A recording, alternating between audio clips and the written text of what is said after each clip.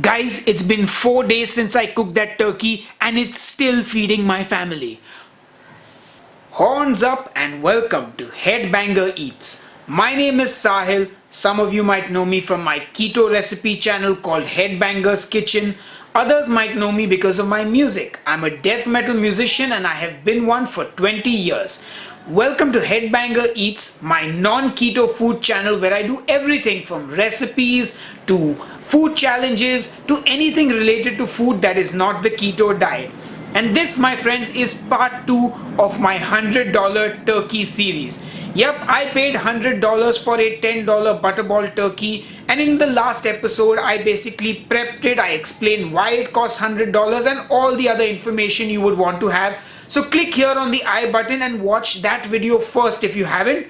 Today's video is about cooking the second half of the turkey. So I cooked half of the turkey using a wet brine and the other half I dry brined. So today I'm going to cook the dry brined turkey. But anyway, enough jibber jabber, let's get cooking. So to make my dry brine, I actually just used some salt, sea salt, some pepper, a little bit of nutmeg powder, some dried sage and a mixed dried herbs that I had lying at home, which was basically thyme, rosemary, oregano and basil. And that's how I made the dry rub. Like I mentioned before, I kind of cook by feel, so I didn't really measure anything out. I just eyeballed it, but I'll kind of come up with some proper measurements and put them on the blog post. You'll find the link just below this video. Anyway, enough jibber jabber, let's cook that turkey. So before I do anything, I'm going to preheat my oven to 220 degrees Celsius. Now if you look at the dry brined bird, you can see that the skin has tightened up and it's kind of dried out from being in the fridge overnight and because of the salt on the skin. And that's what's going to give us a crispier skin. Also, it's very important to let this come to room temperature before cooking it. That way it's going to cook much more evenly and you're going to get a perfectly cooked bird. Now just like the wet brine, I decided to separate the drum from the thigh for quicker cooking. And honestly, butchering this was fun and it was easy because it's such a big bird. I also separated the breast tenderloin as I cook that separately and I basically eat it like a snack. And also if I leave it on the breast, it will definitely overcook. To cook the bird, I get my pan on the stove and I heat up some oil. And once that oil is nice and hot, in goes the thigh, the drum and the wing. Now I'm going to get some color on this bird before I pop it in the oven to finish cooking. So I flip those pieces after a few minutes and they have some lovely color on them. And honestly, I wanted to cook this exactly how I cooked the wet brine turkey so that I can make a proper comparison between the two. Anyway, after about a minute on the flesh side, I remove the pieces and I put them on my roasting tray and then into the oven they go. Then in the same pan, which is nice and hot, I place the turkey breast, skin side down, and also that little turkey tenderloin. I keep my eye on it and you'll see the pink flesh start to turn white as it cooks. Now I cook completely by intuition, so I just turn the tender and let it finish cooking. I do however check the temperature with the thermometer and take it off when it's just a few degrees shy of the recommended temperature, as it will continue to cook as it rests. And just look at that color. Perfection. Anyway, by now it's time to turn that breast over and OMG, that's some food porn right there. The skin looks beautiful and golden and caramelized and just gorgeous. Absolutely stoked with how that's looking. I just need a moment to appreciate that skin. Oh man, that looks good. Anyway, then that breast will go and join the other body parts of the bird in the oven and continue to cook till it reaches the perfect internal temperature. I'll put all these details on the blog post on headbangerskitchen.com. Now while the bird's cooking, it's time to cut the tenderloin, and while that looks great, I was just getting the feeling that it was a tad undercooked. And just to be safe, I popped it back onto the pan for a little more time to finish cooking. That's the beauty of white meat. It cooks really quickly, so just a little more heat and it's done to perfection. And this time, I'm sure Just look at that perfectly cooked white meat. Anyway, time for a snack. Hey guys, so while I was waiting for that turkey to finish cooking, I thought I would taste the tender, and it looked a bit under visually, so I did put it back in the pan as you saw. But I think it's pretty much cooked all the way through, and yeah, I'm going to dig in now.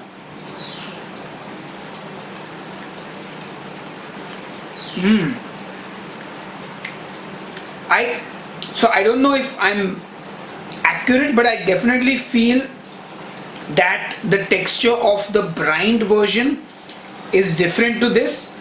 That was definitely more, I would say, juicy on the mouthful, but I actually do like this texture of the unbrined turkey as well. It's by no means tough, it's not tough at all. It just feels less watery, if you know what I mean. Like it's got bite like you would normally get from a bird, but that sort of briny juiciness is not there, which again they seem like two very separate things. Yeah, like it's moist, it's tender, but it's not like juicy like I've got juices running down the turkey. You know what I'm saying? Like yesterday's wet brine turkey, when I squeezed it, there was actually proper juice coming out, and here it's just flaking apart beautifully, but it's still moist, but it's not juicy. I don't know if that makes sense. Anyway, let's get back to cooking this turkey. Now it's time to check in on the turkey in the oven, and the breast is at around 70 degrees Celsius, which is just right. So it's time to get that out of the oven and let it rest. The rest of the bird will take a bit longer to cook, as dark meat always does. So I let it cook till the thigh is at about 80 to 82 degrees Celsius, and then I remove that along with the wing, and the leg continues to cook for a little more time. Once the leg reaches the same temperature, I remove that from the oven and let the body parts rest. Rest easy, dear bird. Or should it be dead bird? Rest easy, dead bird. Anyway, time for the main event. Time to slice up the turkey breast. I don't think people realize that slicing anything for me while filming it is very complicated, because the camera is on my left and I have to use my left hand to hold down the meat, and then it blocks your view, so I try to not do that. That's why I cut so weirdly on camera. And then I want you to see the meat, and it's really hot, so I'm trying to do that while not burning my fingers. But anyway, hopefully everything looks great and it's worth the shot. That breast was cooked to perfection, and it's lovely and juicy. I also realized that with the wet brine turkey, I didn't slice into the dark meat and show you the cross section. So I don't want to make that same mistake. So we're going to cut into the thigh and the drum and let you enjoy those beautiful images of succulent and juicy turkey. So enjoy the carving and the little montage of turkey food porn that follows. It's a good thing I said food, because if I said turkey porn, that would be extremely disturbing. Anyway, folks, enjoy, and then we'll taste this bad bird. We'll test this bad bird.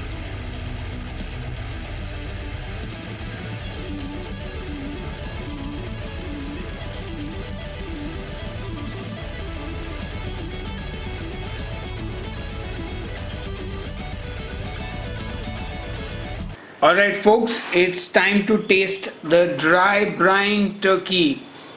And yeah, looks really good. I'm excited to dig in. Let's start with the white meat, the breast.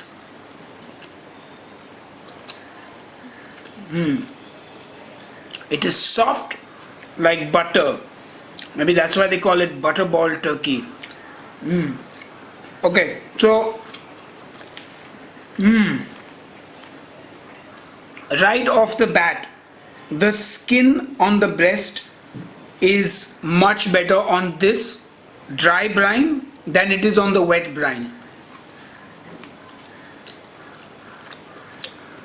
Yeah, it is better.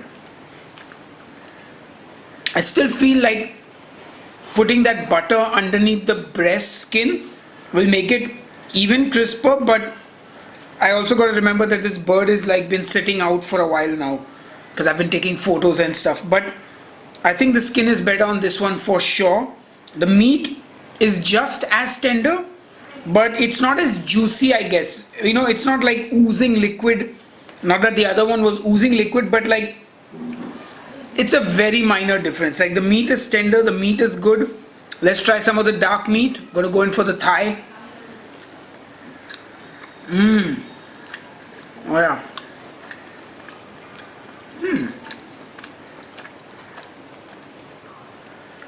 And now the leg meat. The leg meat is the king. Yesterday and today, I think the turkey leg meat, the drum, the eat like a king drum, is my favorite part. It's really good. Overall, was it worth $100? I'll share my thoughts with you. Alright folks, so it's time for the final verdict. The $100 turkey. Was it worth it? Was the wet brine better? Was the dry brine better? Here are my final thoughts. So first of all, that turkey has fed my family now for a couple of days. I ate some of it 3 days in a row. My parents had it twice for dinner. My wife has had it 3 days for dinner as well. There's still turkey left. We've got bones with meat on it. We've got the scraps, or not scraps, I don't know why I'm calling them scraps, but like the shredded meat from the carcass in the freezer. I've got a whole box of stock. So that $100 has gone a long way. To be very honest, if the four of us were to go out and have a meal in a reasonably fancy restaurant, not even reasonably fancy, in a normal restaurant these days, you'd spend 4,000 Indian rupees, which is nearly $50. So a $100 turkey that's fed us for what, 10 meals and maybe 2 more, 12 meals? I can make my peace with that. I definitely feel like it was money well spent. And I definitely think that the meat thermometer was the best investment that my wife has made. And that ensured that it was cooked perfectly. It didn't matter whether it was wet brined or dry brined. Honestly, both of them have their pros and cons, but the difference is like minute. I'll say this, and I said it in the earlier tasting, the wet brine, the turkey feels more wet, and in the dry brine, it feels more dry. But frankly, when you eat it with gravy and side dishes, it doesn't matter. Like, unless you are planning to eat the turkey just as it is without any gravy or cranberry sauce or mashed potatoes or green beans or anything else on the side, it doesn't matter. When you shred it and put it into sandwiches, it doesn't matter. In fact, by day 3, or in fact by the next day itself, I couldn't tell which piece was the dry brined one and which was the wet brined one. At least not from the meat. The only thing that sort of told me that this is the wet brine versus dry brine was the skin. On the dry brined one, the skin had become wafer thin. On the wet brine one, the skin was still plump. So in my opinion, do whichever one is easier for you. If you're cooking a whole bird and it's easier to just put it into a wet brine, go for it. For me, I think I would normally do a dry brine because I can just slice up the bird, season it and leave it overnight. I enjoy doing that more and it takes up less space in the fridge, I feel. But yeah, that's my verdict. $100, it was worth it. Yes, I know I could get it for $10, but I live in India. Nobody's sending me a Butterball Turkey for $10 or any other brand for that matter. And I would rather pay double for this than buy a local bird which is not going to taste even half as good. But you know what? I'm sure at some point I'll buy a local bird and see if I can make it taste better. But till then, keep watching Headbanger Eats videos, and I hope you enjoyed this series of mine. If you did, please hit the thumbs up button and subscribe to Headbanger Eats. Turn the bell icon on for notifications. Hit the bell icon. Turn it on. No retakes. Anyway, it doesn't matter. I hope you enjoyed the series. Until the next video, cheers and keep eating. Hey folks, click here to watch another Headbanger Eats video, or click here and listen to my new song, which will not be new for very long. In fact, you might be watching this few years from now and then it's an old song. But click here and watch it.